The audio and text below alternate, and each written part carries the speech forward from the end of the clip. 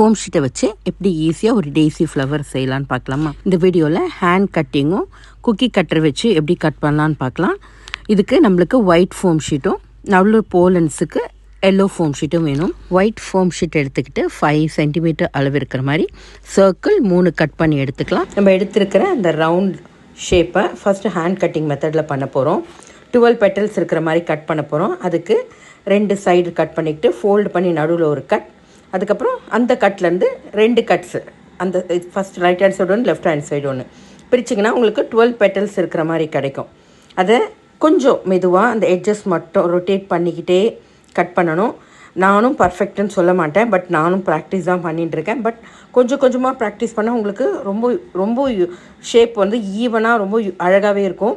இதுவே வந்து ரொம்பவே நல்லாயிருக்கும். அது பாருங்கள், ஃபஸ்ட் சைடு முடிச்சுட்டு அடுத்த சைடு திருப்பிட்டு அடுத்த எட்ஜும் அதே மாதிரி லைட்டாக ரொட்டேட் பண்ணிவிட்டு கட் பண்ணிங்கன்னா 12 பெட்டல்ஸ் இருக்கிற ஒரு ஃப்ளவரோட ஒரு பேஸ் கிடைக்கும். பட் நம்ம என்ன தான் குக்கி கட்டரில் கட் பண்ணாலும் கையில் கட் பண்ணுறது வந்து ரொம்பவே நல்லாயிருக்கும். நம்ம அந்த ஃபோம் ஷீட்டை வந்து ஹீட் பண்ணும்போது நல்ல இம்ப்ரெஷன் க்ரியேட் ஆகி நல்லா பட்டு விரியறதுக்காக நல்ல டீப் கட் கொடுத்துக்குறோம். அந்த கட்டிங்ஸ் எல்லாம் எடுத்து அதுக்கப்புறம் ஒரு 1/2 சென்டிமீட்டர் பிரெத்தும் 5 சென்டிமீட்டர் லென்த்தும் வச்சு எல்லோ ஃபோம் ஷீட்டை கொஞ்சம் குட்டி குட்டி குட்டியாக நம்ம கட் பண்ணிட்டோம்னா இந்த மாதிரி இருக்கும். அதை லைட்டாக அயன் பாக்ஸில் ஹீட் பண்ணால் அது மலர்ந்த மாதிரி வரும்.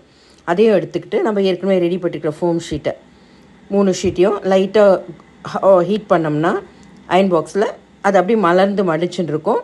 இது ரொம்ப மடிக்காமல் கையில் கொஞ்சம் அழுத்தி விட்டிங்கன்னா நல்லாயிருக்கும். இதுக்கப்புறம் நம்ம ஏற்கனவே ரெடி பண்ணிக்கிற போலன்ஸ் இருக்குது எல்லோ கலர் ஃபோமில், அதை லைட்டாக க்ளூ அப்ளை பண்ணிட்டு அப்படியே ரோல் பண்ணிகிட்டே வந்தோம்னா அந்த போலன்ஸுக்கு பர்ஃபெக்டாக இருக்கும். க்ளூ காயறதுக்கு 2 மினிட்ஸ் ரெஸ்ட் பண்ணிவிட்டு நம்ம ஏற்கனவே ரெடி பண்ணிக்கிற ஒரு பெட்டலை எடுத்துகிட்டு சென்டரில் ஒரு ட்ராப் க்ளூ அட்டாச் பண்ணிவிட்டு ஏற்கனவே ரெடி பண்ணியிருக்கிற எல்லோ போலன் அதில் அட்டாச் பண்ணிக்கிட்டு அதுக்கப்புறம் மிச்சம் இருக்கிறத அந்த எட்ஜஸ் இந்த கேப்பை பார்த்து நம்ம அட்டாச் பண்ணோம்னா ஈஸியான ஒரு டெய்ஸி பூ ரெடி. இதுக்கப்புறம் நம்ம குக்கி கட்டரில் எப்படி கட் பண்ணலான்னு பார்க்கலாமா?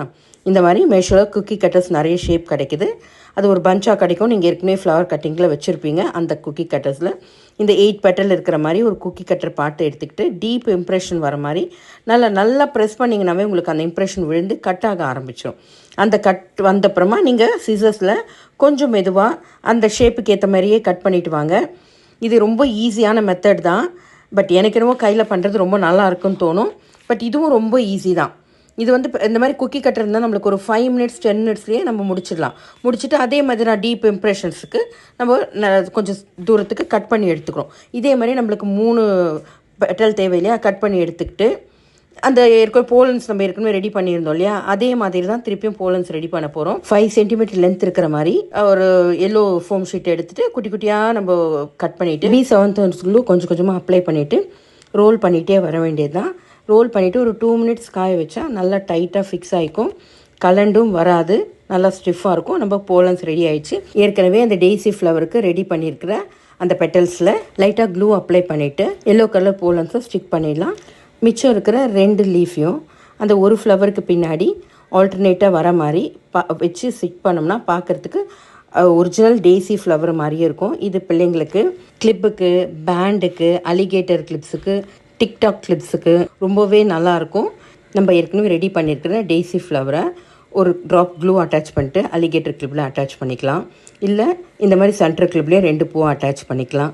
இல்லை ஹெட் பேண்டுக்கு யூஸ் பண்ணிக்கலாம். அதுக்கு ஒரு ட்ராப் க்ளூவை அந்த பூக்கு ஸ்டிக் பண்ணிவிட்டு ஒரு ரவுண்டாக வேக் ஷீட்டை அது பின்னாடி ஒட்டிட்டு அடுத்தது கொஞ்சம் க்ளூவை நம்ம ஹெட் பேண்டுக்கு ஒட்டிட்டு அது நல்லா ஸ்டிக் ஆன அப்புறம் ஒரு சின்னதாக திருப்பி வேக் ஷீட் கட் பண்ணிவிட்டு அதை ஃபுல்லாக செக்யூர் பண்ணோம்னா நீங்கள் எப்படி இழுத்து பார்த்தாலும் அந்த பேண்டு கீழே விழவே விழாது, நல்லா டைட்டாக செக்யூர் ஆகிடும்.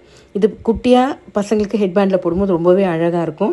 இது நம்ம க்ரியேட்டிவிட்டி தான். நம்ம என்ன பண்ண போகிறோன்றது பிறகு டிக்டாக் கிளிப்பில் கூட ஜஸ்ட் ஒரு ட்ராப் க்ளூ இருந்தால் போதும், அப்ளை பண்ணி அப்படியே விட்டிங்கன்னா சூப்பராக இருக்கும். இது பிள்ளைங்களுக்கு போடும்போது ரொம்ப அழகாக இருக்கும். நம்ம கையால் செஞ்சு நம்ம பிள்ளைங்களுக்காக நம்ம போடும்போது இன்னமும் ரொம்ப சந்தோஷமாக இருக்கும். இந்த வீடியோ உங்களுக்கு பிடிச்சா நீங்களும் இதே மாதிரி உங்கள் பிள்ளைங்களோட ஹேர் ஸ்டைலுக்கு ஏற்ற மாதிரி அலிகேட்டர் கிளிப்போ இல்லை டிக்டாக் கிளிப்லேயோ பேண்ட்லேயோ நீங்கள் ஃப்ளவர்ஸை மேக் பண்ணி என்ஜாய் பண்ணுங்கள். இந்த வீடியோ பிடிச்சா லைக் பண்ணுங்கள். Subscribe for such interesting videos.